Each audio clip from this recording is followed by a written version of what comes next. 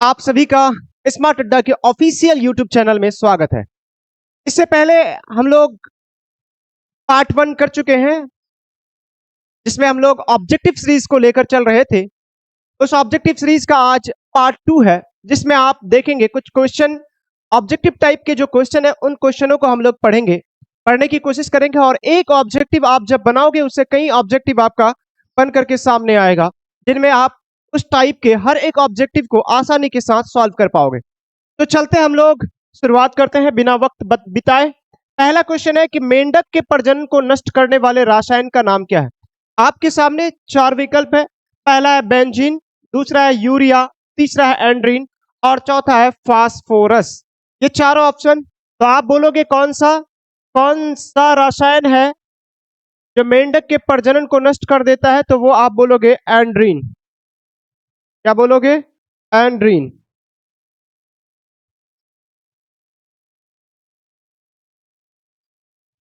एंड्रीन एक ऐसा रसायन है जो मेंढक के प्रजनन को क्या कर देता है? नष्ट कर देता है।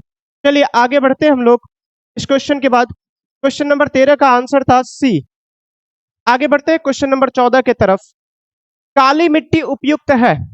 फिर आपके सामने 4 विकल्प, कपास की खेती के लिए, लीची के लिए, गेहूं के लिए या बाजरा के लिए। तो आप बोलोगे सर काली मिट्टी जो है वो उपयुक्त मानी जाती है किसके लिए? तो कपास की खेती के लिए। किसके लिए? कपास की खेती के लिए, यानी सबसे ज्यादा काली मिट्टी में कपास का उत्पादन होता है। अब यहाँ पे एक दो चीज और आप जान ले। काली मिट्टी, इस मिट्टी के बारे में, काली मिट्टी के बारे में जान ले आप। काली मिट्टी का दूसरा नाम जो है वो रेगुर मृदा है। क्या नाम है? रेगुर। रेगुर मृदा। मृदा को ही क्या कहते हैं? मिट्टी कहते हैं। रेगुर मृदा, या इसी को लोग कहीं कहीं जगह पे आपका लिखा हुआ रहेगा रेगर मृदा। रेगर मृदा, ठीक है, काली मृदा का दूसरा नाम। इसको और भी अन्य नामों से जाना जाता है। इसको काली कपासी मृदा भी कहते हैं। काली कपासी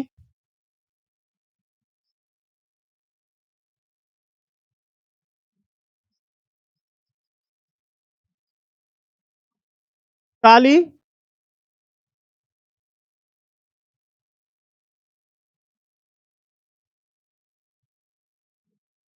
काली कपासी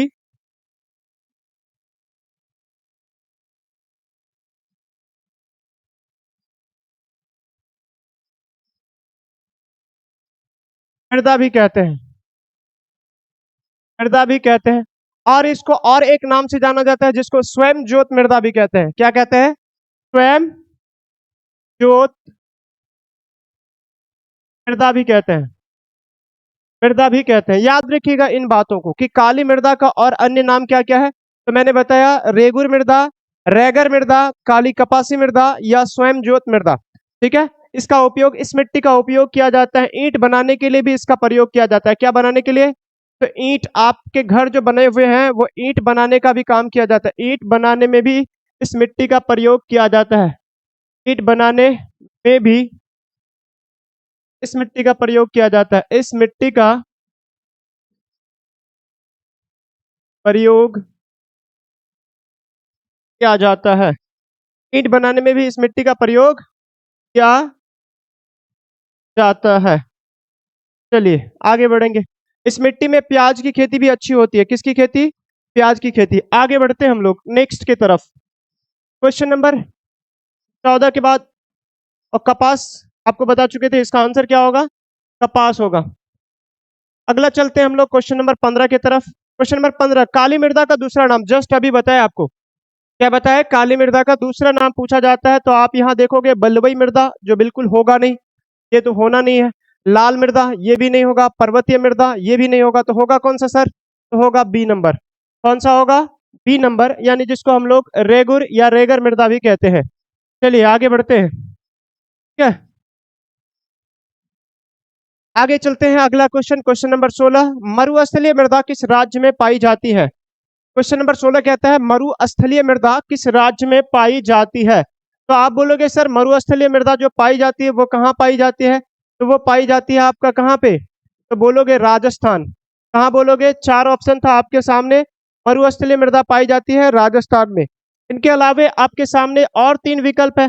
बोलोगे सर उत्तर प्रदेश में कौन सी मिट्टी पाई जाती है, तो उत्तर प्रदेश में पाई जाती है जलोढ़ मृदा। कौन मिट्टी सबसे ज्यादा पाई जाती है, जो उसकी बात कर रहा हूं मैं, जलोढ़ मृदा। इसको इंग्लिश में कहते हैं अलुवियल सॉइल। जलोढ़ मृदा उत्तर प्रदेश में पाई जाती है सबसे ज्यादा। इनके अलावा दोमट मृदा भी वहां पाई जाती है। मैं सबसे ज्यादा जो पाया जाता है उनकी बात करता हूँ। अब बोलोगे सर महाराष्ट्र में कौन सी मिट्टी पाई जाती है, तो याद रखिए महाराष्ट्र में सबसे अधिक पाई जाती है काली मृदा। कौन सी मृदा, काली मृदा। अब बोलोगे सर कर्नाटक में कौन सी मिट्टी सबसे ज्यादा पाई जाती है, ठीक है, एक ऑप्शन आपका क्या है, महाराष्ट्र के अलावा कर्नाटक भी है। कर्नाटक में कौन सी मिट्टी पाई जाती है, तो आपको ये बताना है कि कर्नाटक में आप बताना लाल मृदा पाई जाती है सबसे अधिक। कौन सी मृदा, लाल मृदा। कौन सी मृदा, लाल मृदा। ठीक है, इतनी बातें समझ में आई। अगर आपसे कोई पूछ ले कि बिहार में कौन सी मिट्टी पाई जाती है, तो क्या बताएंगे आप, बिहार में सबसे ज्यादा कौन सी मिट्टी पाई जाती है, इसको आप कमेंट बॉक्स में लिखेंगे कि बिहार में सबसे ज्यादा कौन सी मिट्टी पाई जाती है। ठीक है, आगे बढ़ते हैं। ये समझ गए। यहाँ पे देखिए एक क्वेश्चन आपका यहाँ था, लेकिन इस क्वेश्चन से मैंने 4 क्वेश्चन बना दिया। इसी तरह से हर विकल्प में और क्वेश्चन बनेंगे। आपसे अगर पूछे, यहाँ पूछा गया था मरुस्थलीय मृदा कहाँ पाई जाती है, तो मैंने बताया राजस्थान में। ठीक है, अब अगर कोई पूछे कि काली मिट्टी कहाँ पाई जाती है, तो वो बताना महाराष्ट्र में, लाल मिट्टी कर्नाटक, ठीक है, जलोढ़ मिट्टी उत्तर प्रदेश। और भी होगा इनका, ऐसा नहीं कि अगर पूछ ले ये कि उत्तर प्रदेश में कौन सी मिट्टी पाई जाती है, तो आपको बताना होगा सबसे ज्यादा पाई जाती है जो, वो पाई जाती है जलोढ़। ठीक है, महाराष्ट्र में काली। चलिए आगे बढ़ते हैं हम लोग, क्वेश्चन नंबर 17 को लेते हैं। क्वेश्चन नंबर 17, पंजाब में भूमि निम्नीकरण का मुख्य कारण क्या है। पंजाब में भूमि निम्नीकरण का मुख्य कारण क्या है, आपके सामने 4 विकल्प, वनोन्मूलन, गहन खेती, अति पशुचारण या अधिक सिंचाई। तो आप बोलोगे सर पंजाब में जो है ना, पंजाब में भूमि निम्नीकरण का मुख्य कारण जो है वो क्या है, अधिक सिंचाई। चलिए सुनिए, यहाँ पे पंजाब के अलावा यहाँ पे हरियाणा, नाम सुने आप, हरियाणा, हरियाणा में भी भूमि निम्नीकरण का मुख्य कारण है अधिक सिंचाई। हरियाणा के अलावा पश्चिमी उत्तर प्रदेश, क्या बोलोगे, पश्चिमी उत्तर प्रदेश,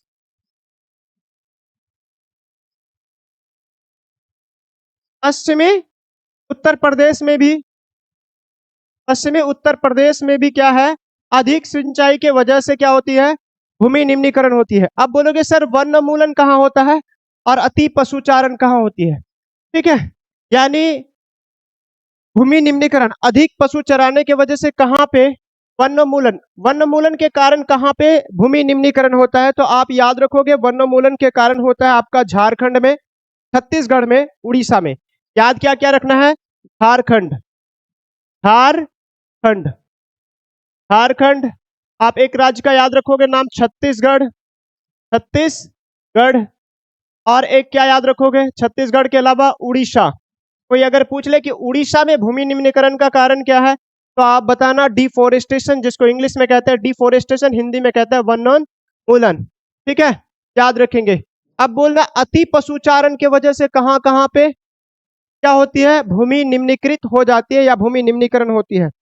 तो आप याद रखोगे यहाँ पे गुजरात, राजस्थान, ठीक है, गुजरात, राजस्थान, मध्य प्रदेश और महाराष्ट्र। गुजरात,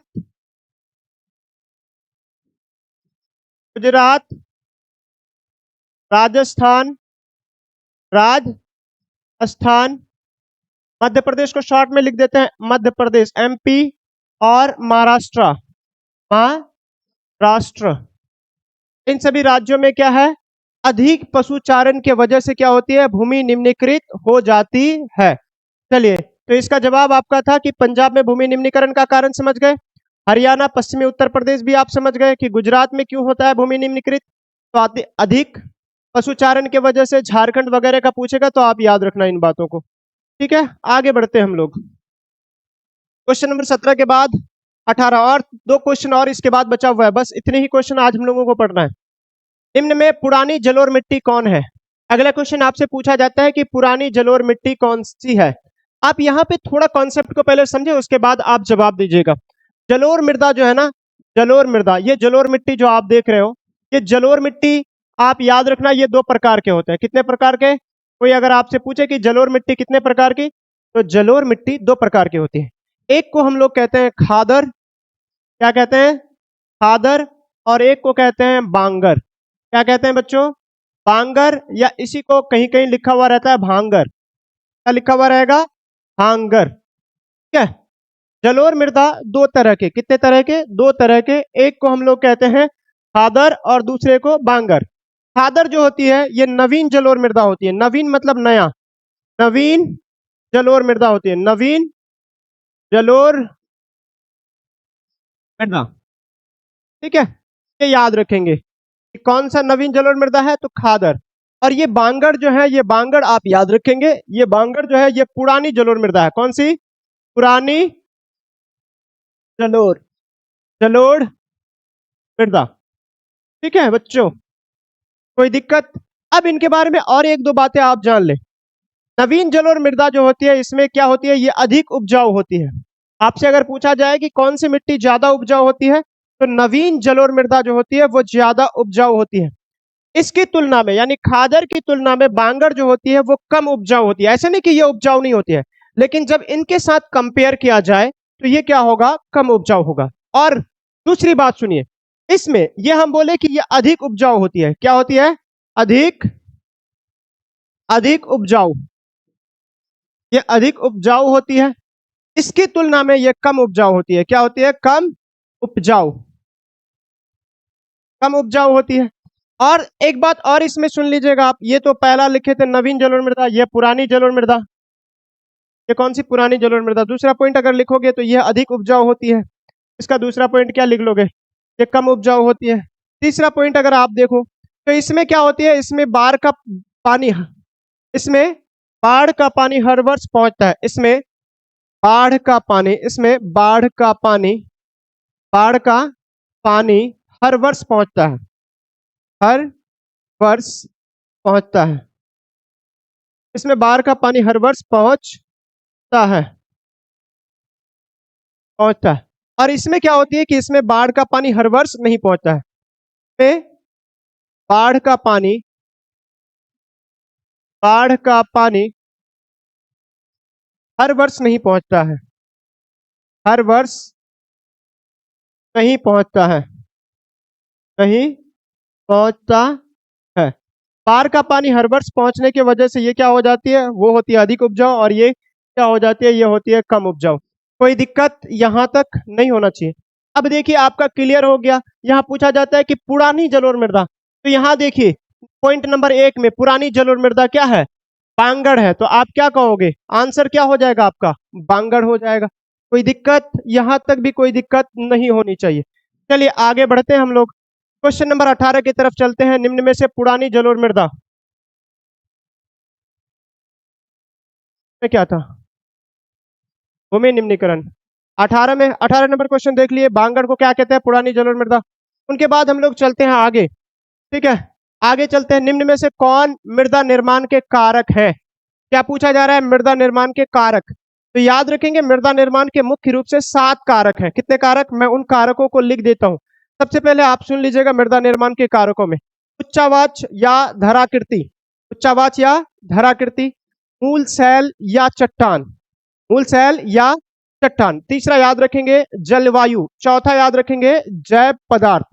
लिखते चलेंगे आप, जैव पदार्थ। पांचवा आप याद रखेंगे वनस्पति। छठा याद रखेंगे खनिज कण। और सातवां याद रखेंगे समय।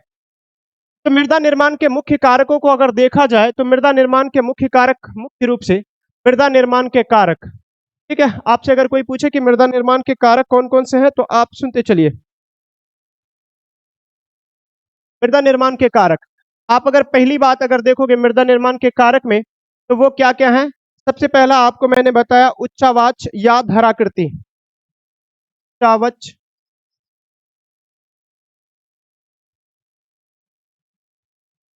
उच्चावच या क्या कह लो? धराकृति, यानी जमीन की बनावट कैसी है। दूसरा आप कह लो जैव, दूसरा कह लो वनस्पति, वनस्पति। तीसरा ले लो खनिज कण, खनिज कण। ठीक है, और क्या क्या हो जाएगा सर? एक हो जाएगा मूल, सैल या चट्टान। क्या हो जाएगा? मूल, मूल सैल या चट्टान। अगला क्या हो जाएगा सर? मूल सैल या चट्टान के अलावे आप बोलोगे सर जलवायु। क्या बोलोगे?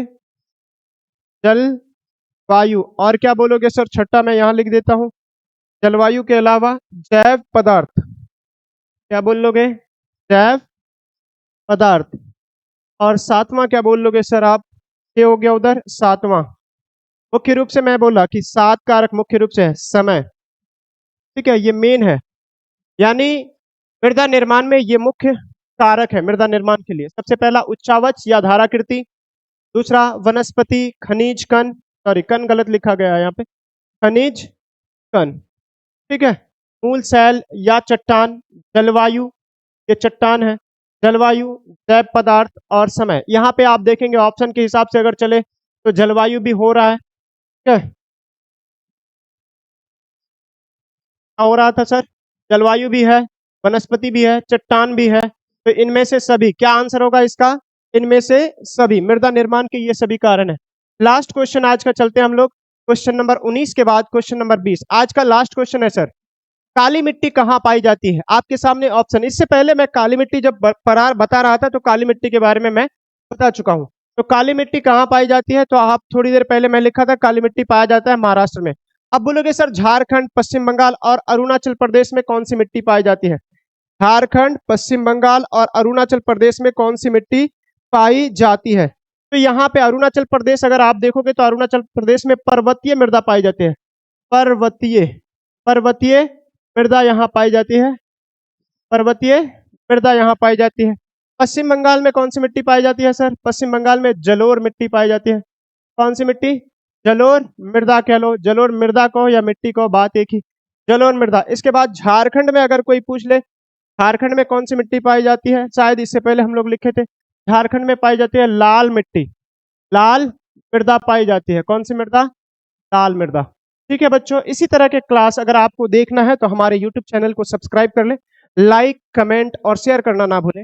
इसी तरह के क्लासेस और भी सब्जेक्ट की प्रोवाइड की जाती है। स्पेशली ये बैच जो अभी बन रहा है वो 10th क्लास के, आपको complete geography, economics, political science, history और भी साइंस में सारे स्ट्रीम का, उसके बाद उर्दू, हिंदी, ठीक है, मैथमेटिक्स, सबका कंप्लीट ऑब्जेक्टिव सीरीज कराएगा जो बिहार बोर्ड के बच्चों के लिए बहुत ही फायदेमंद होगा। 100% आपका यहीं से क्लियर होगा, क्योंकि आप देख रहे हो एक ऑब्जेक्टिव आप सिर्फ अगर पढ़ोगे दूसरी जगह तो क्या बताएगा? महाराष्ट्र। लेकिन मैं ये भी बता रहा हूँ कि झारखंड में कौन सी मिट्टी है? तो लाल मिट्टी। पश्चिम बंगाल में सबसे ज्यादा कौन सी मिट्टी? जलोर मिट्टी। अरुणाचल प्रदेश में सबसे ज्यादा कौन सी मिट्टी? पर्वतीय मिट्टी। मिट्टी। तो सबसे लास्ट में आपके लिए एक क्वेश्चन मैं छोड़ के जाता हूं, इसका आप कमेंट बॉक्स में आंसर करेंगे कि बिहार में सबसे ज्यादा कौन सी मिट्टी पाई जाती है। क्वेश्चन कर देता हूं, ठीक है, ये आपके लिए होमवर्क वाला क्वेश्चन रहेगा। बिहार में सबसे अधिक कौन सी मिट्टी पाई जाती है? सबसे अधिक अधिक कौन सी मिट्टी पाई जाती है? कौन सी मिट्टी पाई जाती है? मिट्टी पाई जाती है। ठीक है, यहां तक कोई दिक्कत? तो ये था क्वेश्चन, इसका आप आंसर कमेंट बॉक्स में लिखेंगे। इसी तरह के क्लास पाने के लिए हमारे यूट्यूब चैनल से जुड़ जाएं। ठीक है, थैंक यू, जय हिंद, जय भारत।